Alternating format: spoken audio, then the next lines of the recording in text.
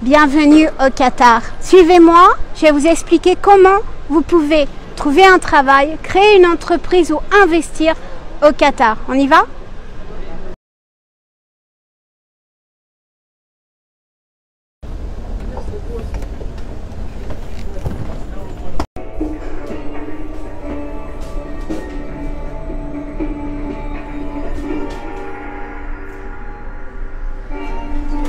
Qu'est-ce qu'il vous faut pour venir ici, pour venir au Qatar? Qu'est-ce qui va faire que vous allez... J'ai beaucoup de messages de votre part et je vous en remercie. Et vous me dites toujours, ma Fabienne, j'ai envie de venir au Qatar, comment je peux faire? Alors la première des choses, c'est surtout de parler anglais. Je ne vous demande pas d'être fluent, I'm not fluent also, but you need to speak English. The minimum, you need to speak English, to understand, even if you work for the French company. Parce que même si vous allez travailler dans une compagnie française ou à l'école française par exemple, vous allez avoir besoin de contacter ou d'écrire ou même pour votre vie courante, de pouvoir communiquer en anglais avec d'autres personnes. Donc le minimum, vous devez avoir un anglais. Et c'est pas l'arabe qui prime, c'est vraiment votre anglais qui prime en premier. Donc ça, c'est la première des choses à savoir et je vous le répète depuis des années. Ensuite, vous allez devoir avoir un CV qui correspond vraiment à ce qu'on recherche ici. C'est pas parce que votre CV est en anglais que c'est forcément un CV qui va être accepté, qui va être apprécié par les recruteurs. Ayez toujours en tête que les recruteurs, que ce soit au Qatar ou à Dubaï, reçoivent une centaine, même, allez, on va dire 1000 CV par jour sur un poste qu'ils ont posté, qu'ils ont offert. Et votre CV, c'est pas par le design qui va se sortir du lot, mais bien par le contenu. Donc moi, je veux bien que vous mettiez votre nom en gros. Alors, je sais pas, Aïcha X, on va prendre mon nom, par exemple, Fabienne Chauvin. Je veux bien que le nom soit en gros, mais ce n'est pas du tout le poste qui est offert. Le poste qui est offert, c'est par exemple French teacher. Et c'est là que je vais voir ce que vous recherchez, et non pas votre nom. Mais la plupart de ces erreurs. Donc déjà le titre, que je puisse vous appeler, que je vois exactement où vous êtes, quel pays, quelle langue vous parlez. Et ensuite, je veux voir dans votre CV vos achievements et vos réalisations. Pardon, je dis vos responsabilités et vos achievements. Ça, c'est la moindre des choses. Donc le CV, il ne suffit pas d'être en anglais, il ne suffit pas qu'il soit une page ou 15 pages, qu'il y ait une photo, pas une photo. La première des choses, c'est déjà le contenu. Ensuite, il y a le LinkedIn. Il faut absolument que vous travaillez votre LinkedIn. Si votre LinkedIn n'est pas travaillé correctement, et quand je parle travailler, c'est-à-dire que vous avez monté votre réseau, que vous avez monté votre réseau, que vous avez contacté les personnes, que vous êtes montré, non pas en tant que vous, Fabienne, je montre, waouh, je suis Fabienne, mais en tant que mes skills, quels sont les skills que je vais montrer sur LinkedIn, via des posts, via des photos, via des articles. Et ça, c'est super important. Donc, montrez vos skills via LinkedIn, montez votre réseau, parce que ce réseau, c'est 80% de votre recherche d'emploi. Et tout ça, c'est avant de venir ici au Qatar et c'est bien en amont. Ça ne sert à rien de venir ici si vous n'avez pas fait tout ça. Pourquoi? Parce que vous allez perdre beaucoup de temps, vous allez perdre beaucoup d'argent et je le dis à chaque fois, mais personne ne vous attend ici. C'est pas méchant, c'est pas péjoratif, mais il n'y a personne qui vous attend. Donc c'est à vous de montrer et de provoquer, c'est comme dans un rendez-vous amoureux, c'est à vous de provoquer le désir. Si vous dites oui, ok super, je viens et je vais trouver sur place, et bonne chance, mais 98% des personnes qui l'ont fait sont revenues ensuite sur une formation ou me voir pour me dire voilà, on est resté 2 semaines, 3 semaines, 3 mois, que ce soit à Dubaï ou au Qatar, et on n'a rien trouvé. Et ça, la recherche d'emploi, c'est vraiment, vraiment important si vous voulez donner toutes vos chances. C'est pas parce qu'il y a un mois qui est plus favorable que l'autre, c'est pas parce que vous avez un prénom plus favorable que l'autre. J'ai eu même des questions sur la couleur de peau, est-ce que parce que je suis noire ou vert ou je sais pas quoi, ça n'a rien à voir.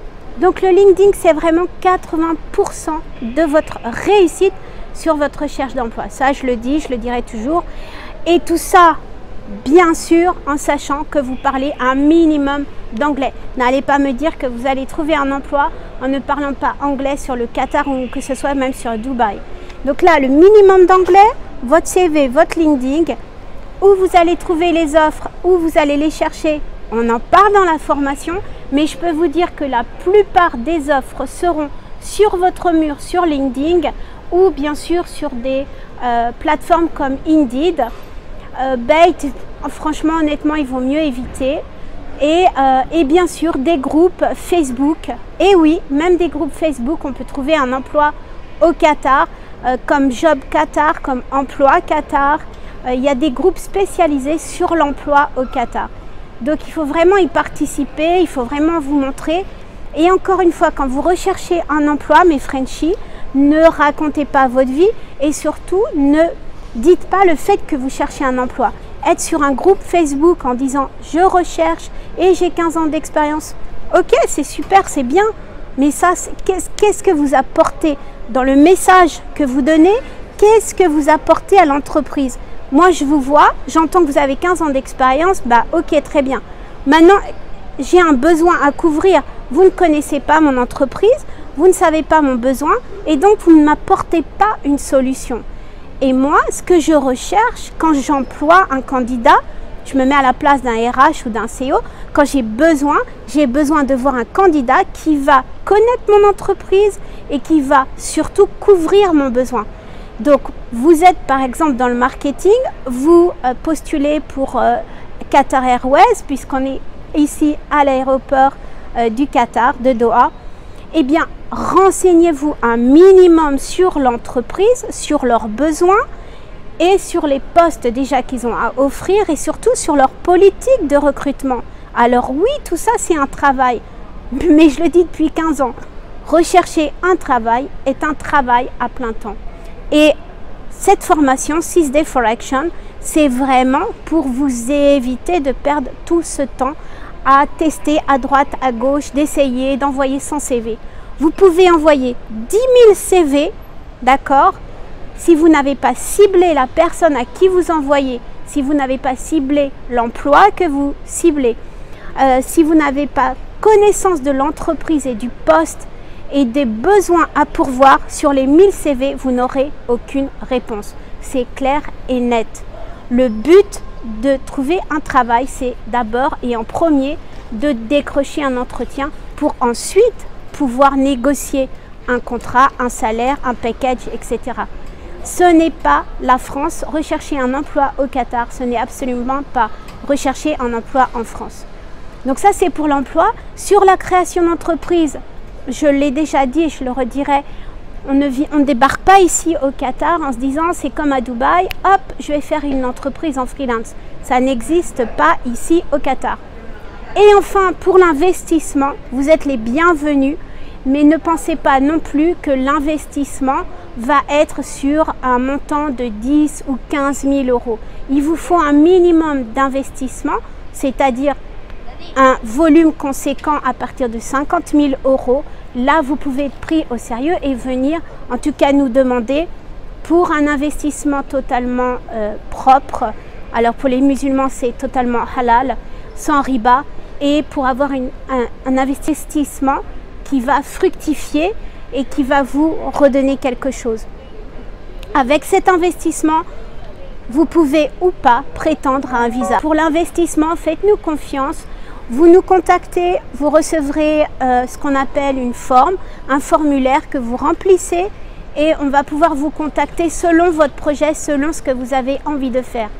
Sachez que le Qatar, je le répète depuis des années et là ça se précise.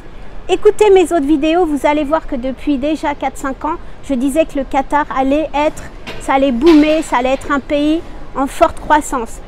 Et merci pour ceux qui me suivent et qui continuent à me faire confiance parce que c'est de plus en plus vrai. Et même le FMI a confirmé que la croissance du Qatar va être l'une des meilleures croissances des pays du Golfe. Donc je vous dis à très vite. En tout cas, je suis là. Je peux vous accueillir et on peut vous accompagner, que ce soit sur l'emploi, la création d'entreprise et bien sûr l'investissement.